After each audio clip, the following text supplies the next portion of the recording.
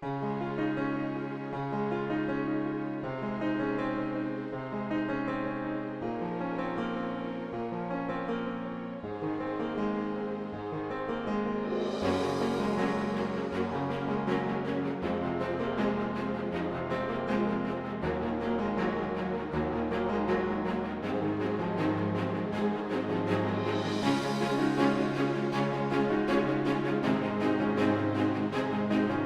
it's wonderful to be here in the Parsonage at Haworth with the Chief Curator, Anne Dinsdale, and Anne is going to tell us a little bit about her role here in the museum in Haworth.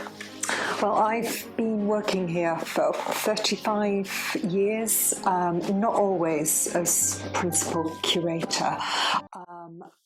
I've had various positions while I've been here, but my current role involves dealing with the research library at the Parsonage where we're sitting today.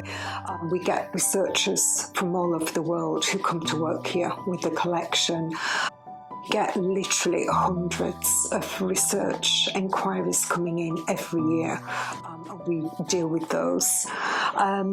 We also we plan and write the exhibitions, deciding what's going to go on display, writing the interpretation. We deal with all the kind of things you would expect, so cataloguing, new acquisitions, both for the library and the museum collections. So it's quite a busy place to be. There's always something going on. You never know what is going to happen in the course of a day. A phone call from Sotheby's alerting you to an important Charlotte Bronte letter maybe coming on the market just means that everything changes and everything stops for fundraising and planning to try and acquire that particular item. You have different challenges to other museum curators because your museum is open all year round, so you don't have an opportunity to put the house to bed, and you also have to keep changing everything to keep it fresh, because you have a society who would come and for different reasons during the year. Yeah. So how do you manage that? Well, in January, that's where we do most of the essential maintenance work, where we clean and check all the items in the collection, and also when we change all the items on display throughout the house. So we close during the week in January, just opening up weekends, which in itself is quite challenging because it means that everything at the end of Friday, we've got to plan it meticulously so that everything is cleared and back to normal and kind of ready to open. We can't leave a room with half-dressed display cases. We've got to be really careful.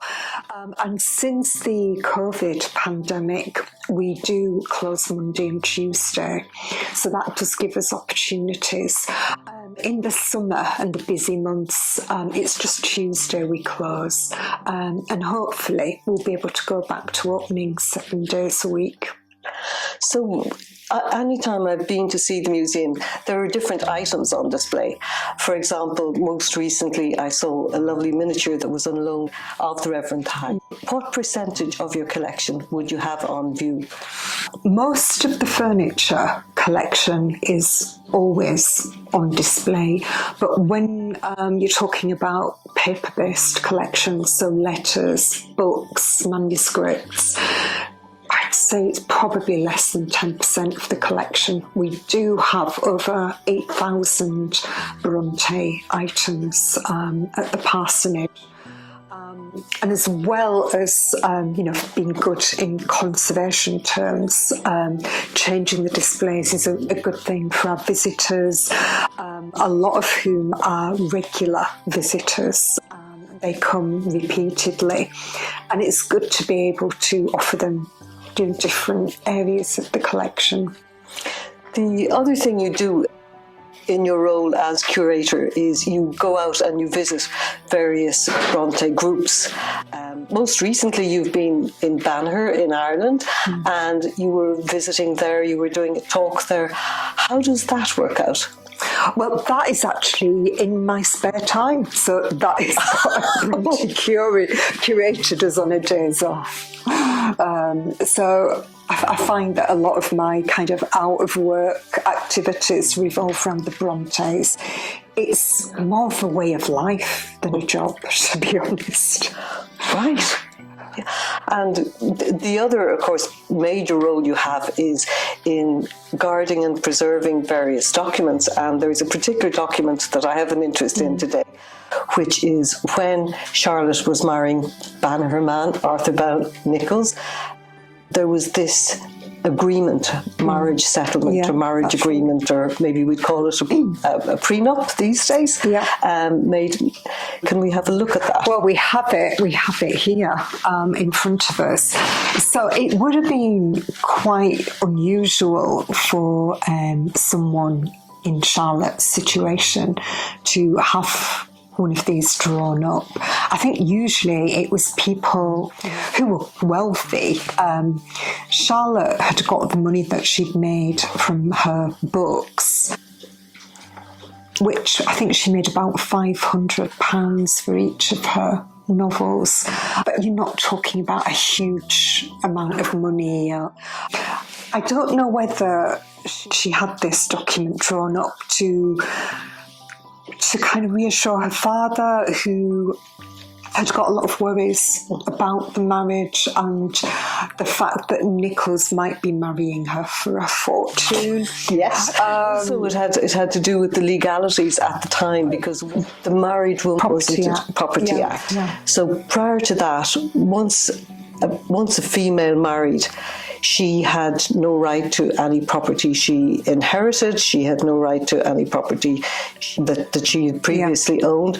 If she managed to write more books, for example, like Charlotte, the money would be her husband's. So everything she had, everything from the children, would belong to her husband. So it was a way of protecting her situation there as well. In the event of Charlotte's death, this document ensured that all her money would go to her father rather than her husband.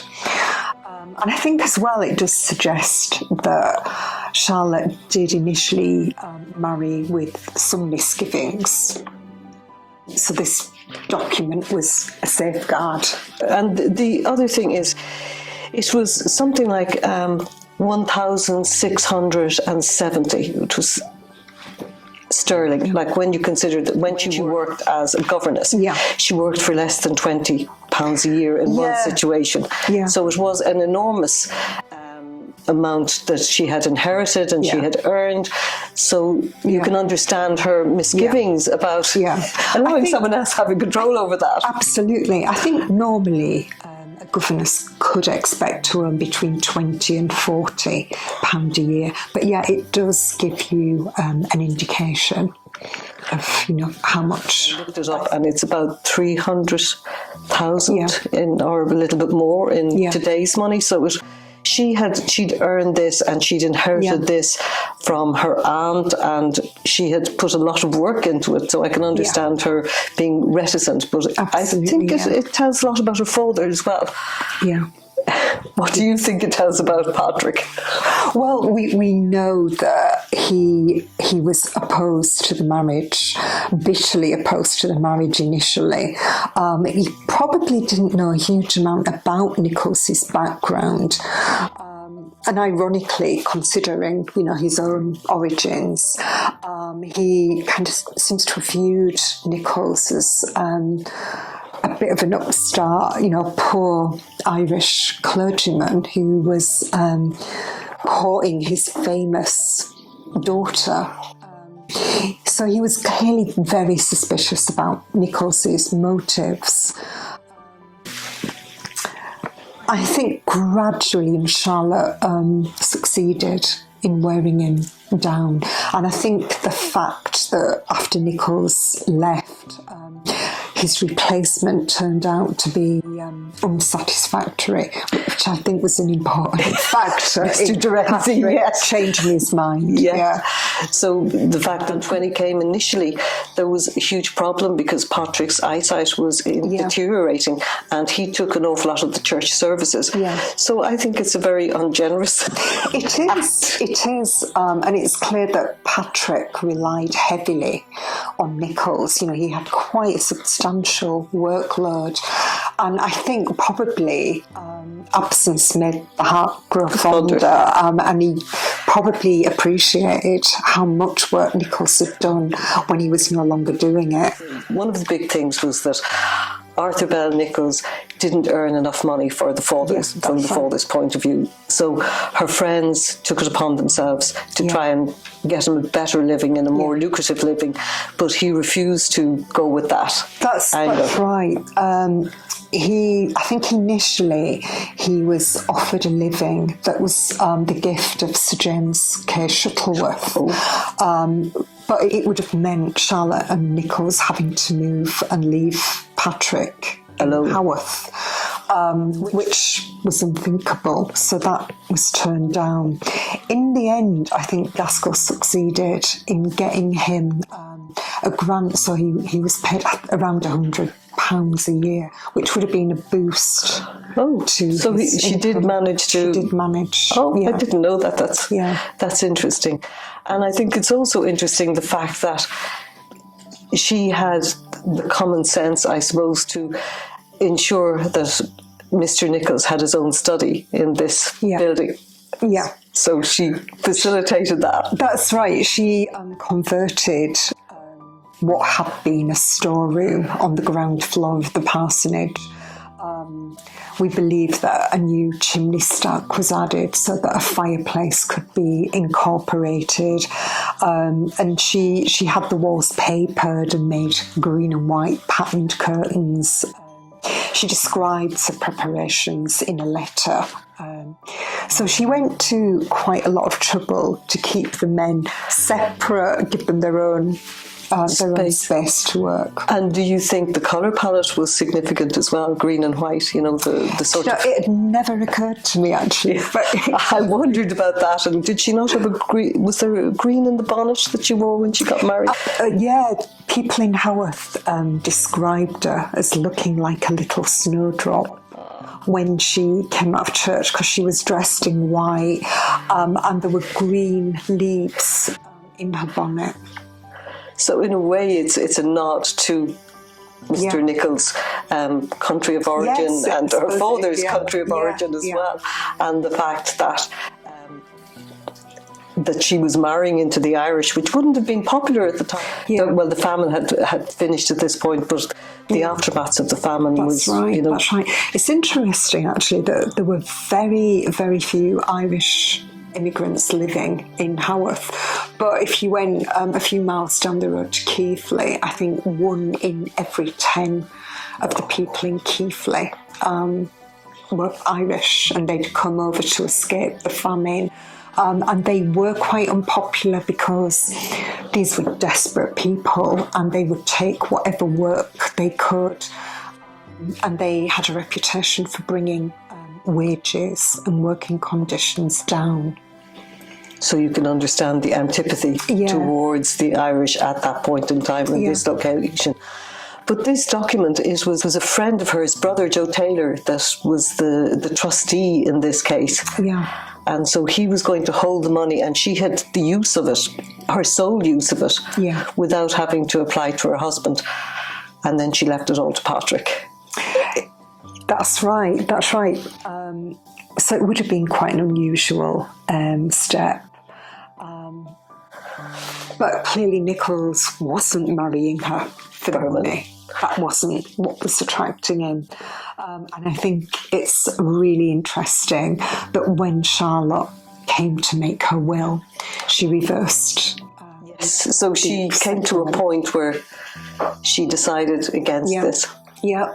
So in the end, Nicholls did inherit everything. And ironically, he was the one that stayed on at Haworth for the last 6 years of Patrick's life and cared for him. And I remember reading in the newspaper that the Reverend Patrick Bronte had retired about 6 months before he actually died, and it was Arthur Bell Nicholls that kept the parish flying. So he was the minister in all but name. He was the really active minister, while Patrick was largely bedbound for the last few months of his life. And I think in his will, did Patrick say something rather lovely about his son-in-law as well? That he had something. There was a phrase sort of saying, "My dearly beloved son-in-law." So there was a certain acknowledgement. Absolutely, clearly being won round, and I think he came to depend on Nicholls, who was clearly a very kind of solid, hard-working, reliable person. It's just so elaborate. I'm just amazed. I know that it's a thing. It is a thing of beauty, isn't it? Actually. Absolutely, they become quite attractive and collectible. But this one's particularly interesting because we've got Charlotte Bronte's signature and her seal at the bottom. And so, can you tell me about that? Would she have had a particular seal made at one point, or is it something you bought her? I'm sure that she would have bought it. There are seals in the portable writing desks that Emily and Charlotte owned. So they all had their own seal. We kind of associated with an upper class, and people had a sealing ring and that. So she had her own seal. And we've got Arthur Bell Nicholls again with his seal, and then we've got Joseph Taylor here. Yes, and there was a very interesting relationship with the Taylor family. Charlotte met Mary and Martha Taylor when they were all pupils at Roehead School near Mirfield. And Charlotte and the Taylors were kind of polar opposites. The Taylors were quite radical,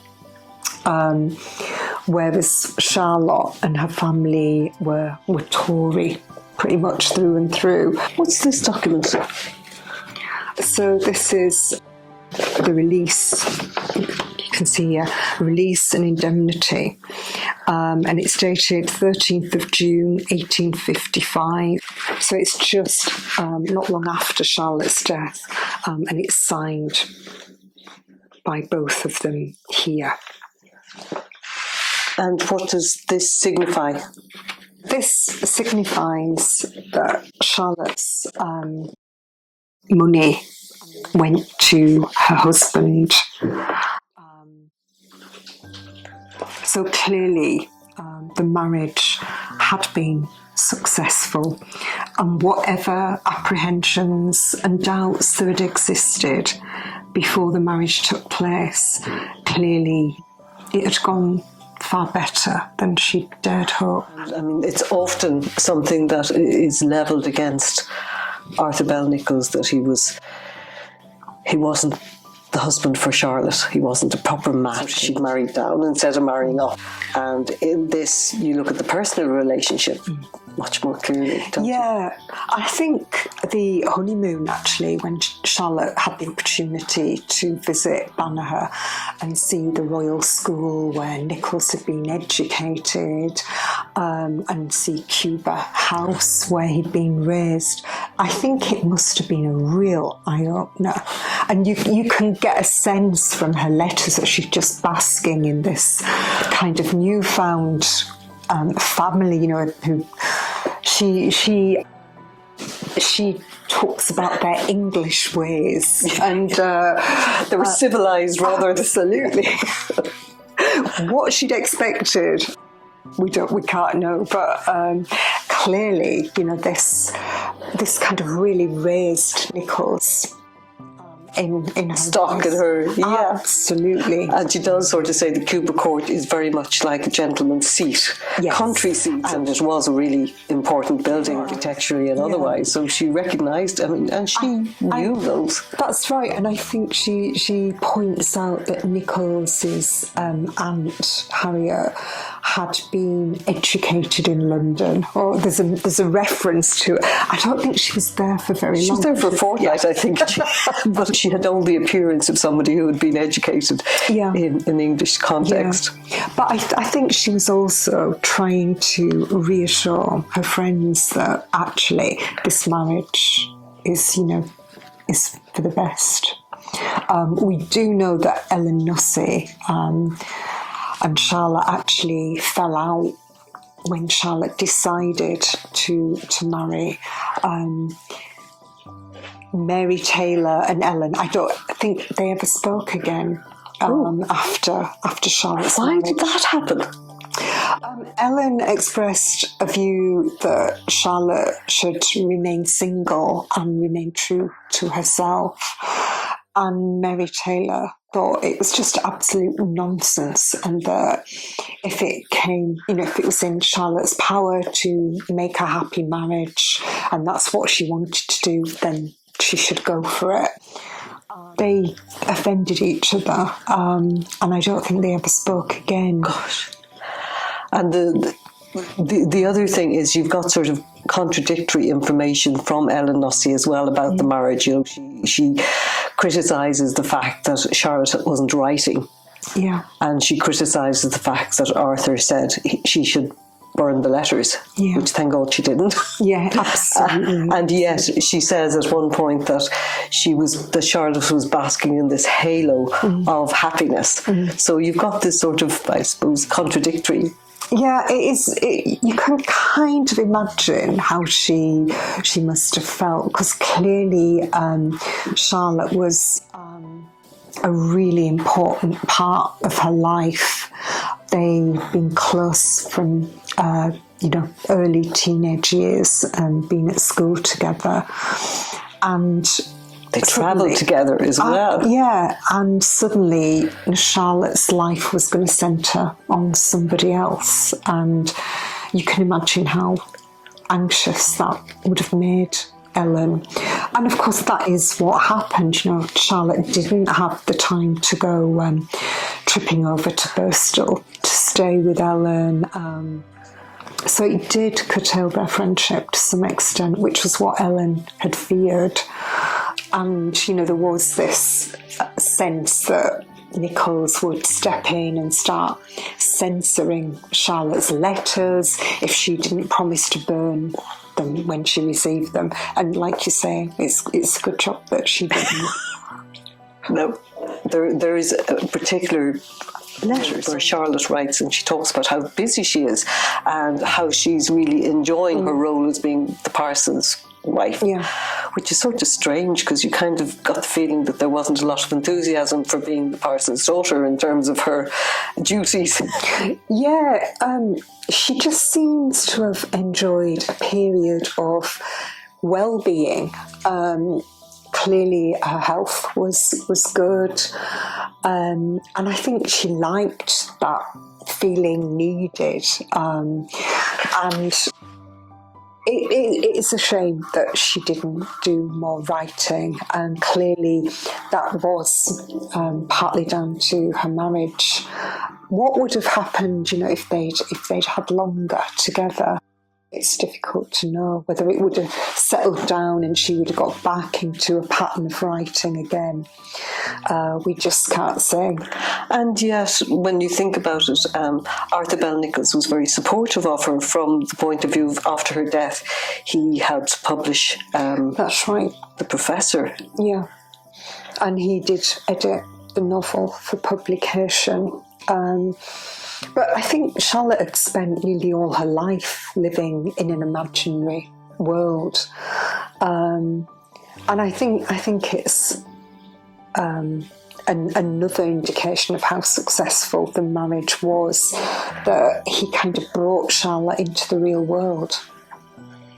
Could you expand on that a little bit? Well, clearly she was happy. She didn't need to retreat into the world of fantasy. She'd got everything going on. She's got a man. Yeah. And clearly he turned out to to be sort of someone with hidden depths. You get the feeling that she'd viewed him as being quite narrow, quite shallow, and I think particularly during the period of their courtship, she realised that he was capable of great passion and strong feeling. So maybe she was starting to view him in the same sort of light that she did many of her fictional heroes. So thank you very much. That was a really fascinating and insightful interview, and I'd be delighted to look at the fact that Charlotte had quite a happy marriage, despite a lot of the discussion around it. Yeah, People like to speculate. Thank you.